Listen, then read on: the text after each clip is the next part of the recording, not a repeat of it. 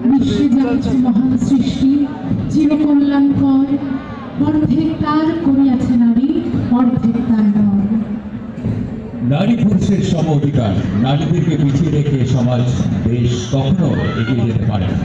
তাদেরকেও আমাদের সকল কর্মকাণ্ডে সম্পৃক্ত হতে হবে। শিক্ষা দীক্ষায় তাদেরকেও এগিয়ে যেতে হবে। সাতক্ষীরার নারীরাও বিভিন্ন ক্ষেত্রে এগিয়ে আছে। সংস্কৃতি, শিক্ষা, খেলাধুলায় সাতক্ষীরার নারীরাও অনেক ভূমিকা রয়েছে। কারিমা মাধ্যমিক বিদ্যালয় আফরোজা পারভীনের নেতৃত্বে কারিমা মাধ্যমিক বিদ্যালয় অভিভাবক মঞ্চ থেকে এগিয়ে আসছে।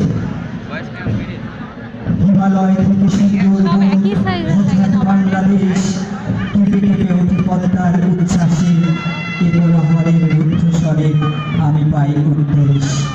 জলের মাটিতে ভাঙনের বেগ আসে। অভিভাবক মঞ্চ উত্তর করল কারিমা মাধ্যমিক